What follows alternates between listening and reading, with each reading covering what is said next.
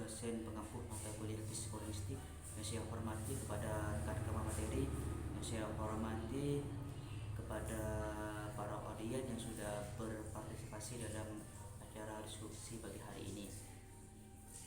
Perkenalkan, nama saya Lukman Hakim dari kelompok 7 yang akan menjelaskan psikolinguistik.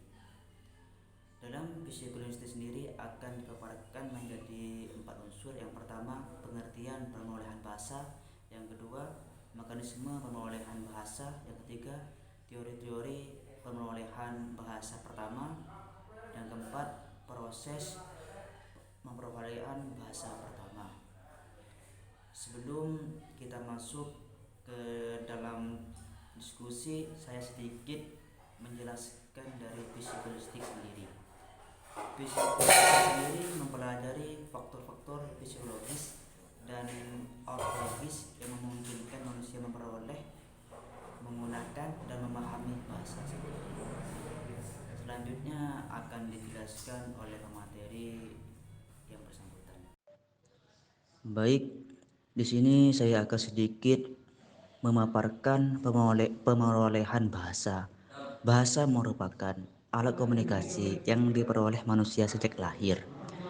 Di awal bayi dilahirkan belum memiliki kemampuan dalam berbicara menggunakan orang lain.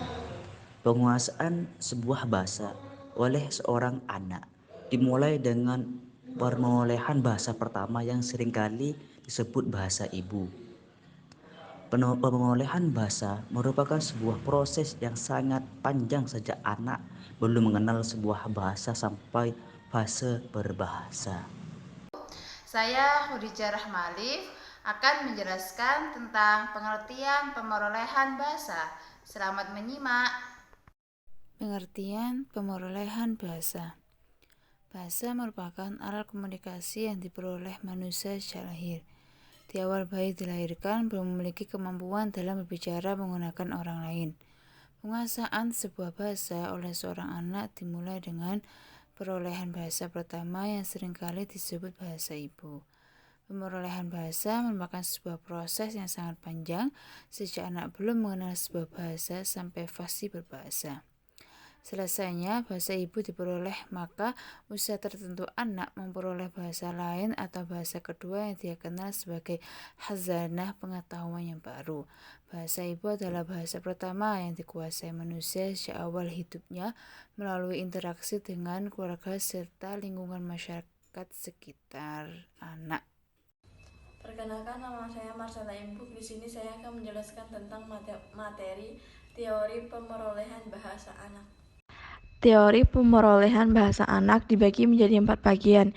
Yang pertama, teori behaviorisme, menyoroti perilaku kebahasaan yang dapat diamati langsung dan hubungan antara rangsangan atau stimulus dan reaksi respon.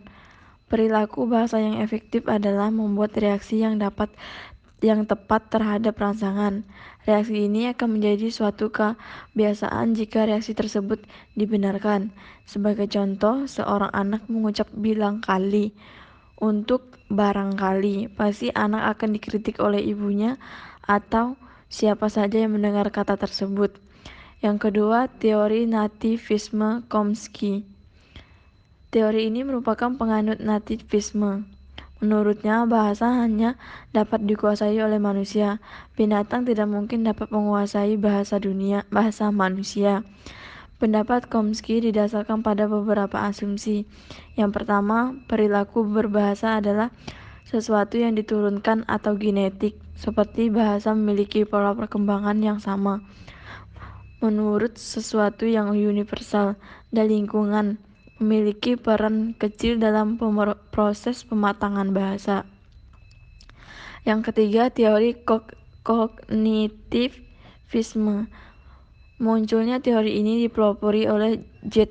Piaget tahun 1954 yang mengatakan bahwa bahasa adalah salah satu di antara beberapa kemampuan yang berasal dari kematangan kognitif. Jadi urutan-urutan perkembangan kognitif menentukan urutan perkembangan bahasa. Yang terakhir, yang keempat, teori interaksionisme. Teori interaksionisme beranggapan bahwa pemerolehan bahasa merupakan hasil interaksi antara kemampuan mental, pembelajaran, dan lingkungan bahasa. Hal ini dibuktikan oleh berbagai penemuan seperti yang telah dilakukan oleh Howard Gardner. Dia mengatakan bahwa sejak lahir anak telah dibekali dengan berbagai kecerdasan. Salah satunya kecerdasan yang dimaksud adalah kecerdasan berbahasa. Terima kasih. Saya Fadila. Saya menjelaskan materi tentang mekanisme pemerolehan bahasa pertama. Baiklah, di sini saya akan menjelaskan materi tentang mekanisme pemerolehan bahasa. Yang pertama yaitu imitasi atau meniru. Dalam pemerolehan bahasa terjadi ketika anak meniru pola bahasa maupun kosakata dari orang-orang yang signifikan bagi mereka. Biasanya orang tua atau pengasuh. Contohnya, seorang balita mulai mengucapkan kata-kata yang diajari ayah atau ibunya. Seperti contohnya mengucapkan kata mama. Maka dari itu, dia akan meniru apa yang telah diajarkan oleh orang tuanya. Yang kedua yaitu pengondisian. Mekanisme ini diajukan oleh B.F. Skinner. Mekanisme pengondisian atau pembiasaan terhadap ucapan yang didengar anak dan diasosiasikan dengan objek atau peristiwa yang terjadi. Oleh karena itu, kosakata awal yang dimiliki oleh anak adalah kata benda.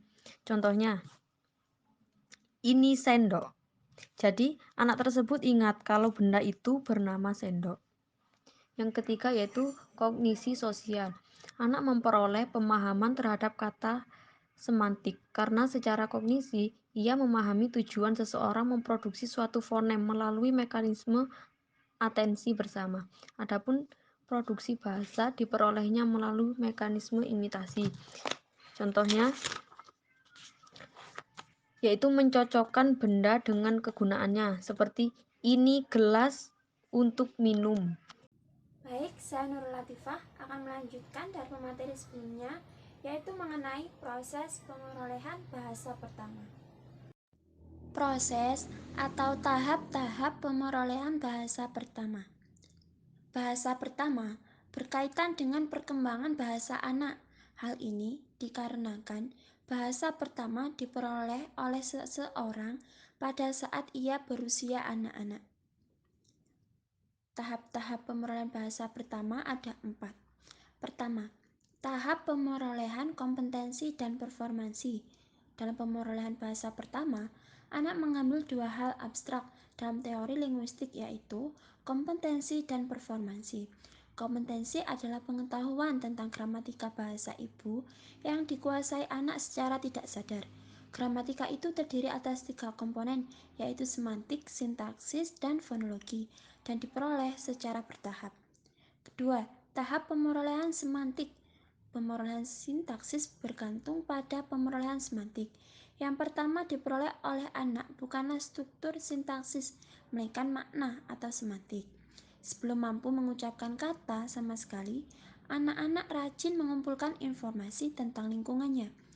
Ketiga, tahap pemerolehan sintaksis. Konstruksi sintaksis pertama, anak normal dapat diamati pada usia 18 bulan. Meskipun demikian, beberapa anak sudah mulai tampak pada usia setahun dan anak-anak yang lain di atas usia 2 tahun.